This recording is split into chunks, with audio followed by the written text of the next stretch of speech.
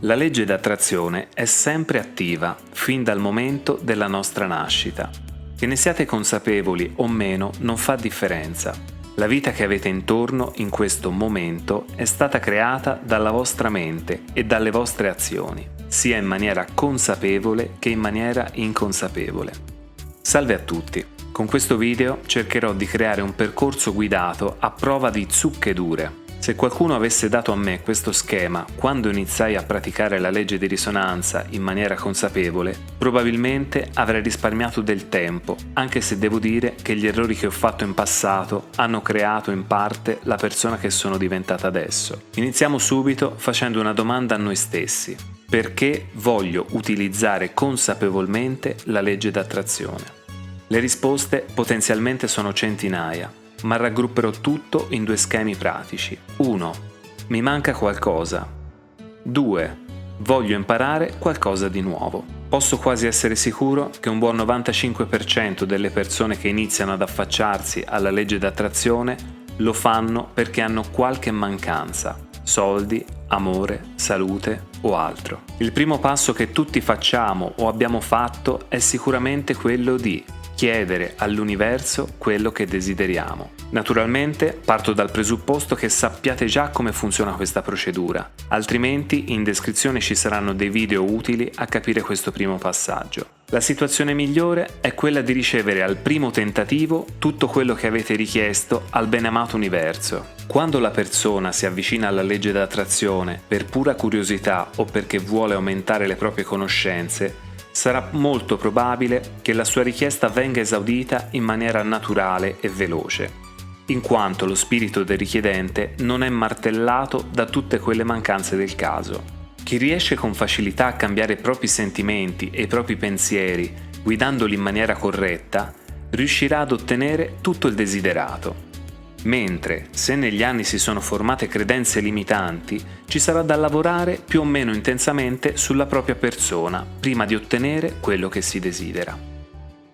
In questo caso, chi non dovesse riuscire ad ottenere tutto quello che viene richiesto con la legge di risonanza, se interessato dovrà fare un percorso di crescita personale per eliminare le proprie credenze limitanti e potenziare così la propria mente. Ci sono persone che riescono ad attrarre amore ma non denaro, persone che riescono ad attrarre soldi ma non la salute, e persone che riescono ad attrarre solo negatività in generale. Anche in questo video mi sento di specificare nuovamente che siamo noi ad attrarre ogni cosa nella vita, sia in bene che in male, consapevolezza molto pesante che spesso mi porta dei like in giù. Benissimo, se siete arrivati fino a questo punto del video senza mandarmi a quel paese, vediamo come riconoscere i blocchi che ci affliggono da tutta la vita. Basterà vedere cosa vi manca. Non parlo di crisi momentanee, quelle ci sono e ci saranno sempre. Io parlo di problematiche ricorrenti, del tipo: non riesco a trovare un amore duraturo dopo aver cambiato 500 ragazzi, non riesco a pagare le bollette da quando ricordo di essere nato, e così via. Quindi cose che durano da molto tempo, da molti anni. Una volta capiti quali sono i vostri limiti, dovete imparare ad eliminarli.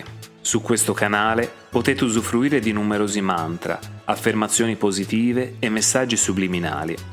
Alcuni con argomenti generici, altri con temi precisi. Lo scopo di questi audio è proprio quello di iniziare a scavare il muro delle convinzioni limitanti e riscrivere la mente con potenzialità nuove. Nei miei audio propongo i 21 giorni, perché è stato dimostrato che 21 giorni sono il tempo di media per far assorbire alla mente nuove informazioni. Imparate anche a leggere tra le righe. Tempo di media può voler dire che per qualcuno ci può volere anche più tempo. Voglio specificare che per moltissime persone può bastare ascoltare e magari ripetersi i miei audio per aprire il magico rubinetto dell'abbondanza. Voi stessi mi avete riportato delle bellissime testimonianze in tantissimi commenti.